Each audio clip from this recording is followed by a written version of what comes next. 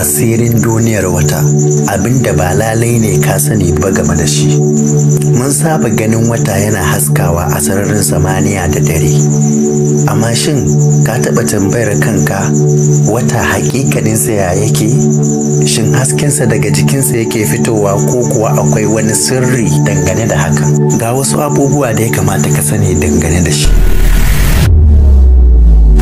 Wata shine tauraron da ke kewaye da duniya, yana juyawa a kusa da ita sau ɗaya cikin kwanaki 27 da rabi. Shine tauraron da ya fi kusa da mu a cikin sararin samaniya.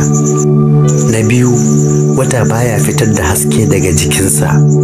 Abin mamaki, hasken da muke gani daga jikin wata ainihi ba daga jikinsa yake fitowa ba, haske ne daga rana da ke bugowa jikinsa sai ya dawo gare mu kamar yana haskawa.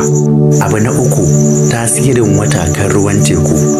Wata yana jan ruwa da wani irin ƙarfin ban mamaki ta hanyar amfani da maganaɗisin da ke jikinsa, ma'ana gravity. Wata shi ke haddasa faruwar raƙuman ruwa da ake cewa tides a cikin teku.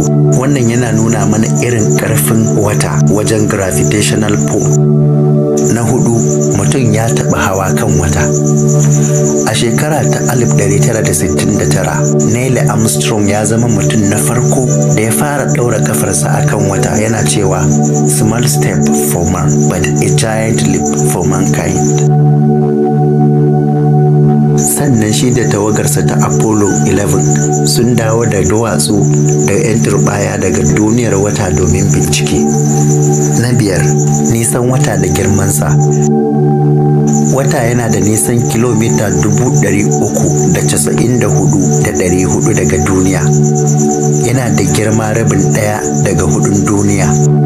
Amma duk da haka yana da ƙarfin maganaɗisu, ƙarfin gravitational pull da ke tasiri akan tekunan duniya.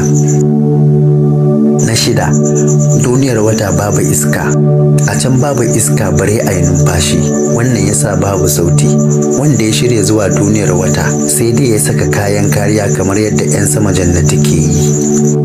Na ƙarshe, shin ka san cewa a koda yaushe wata na yi mana bankwana? Ma'ana, a koda yaushe wata na ƙara nisa daga duniya. Haka ne, sannan a hankali amma. Masana sun gano cewa wata yana ƙara ja da baya daga duniya da kusan nisan sentimita 3.8 a kowace shekara. Ma'ana yana ƙara nisa daga duniya a hankali a hankali.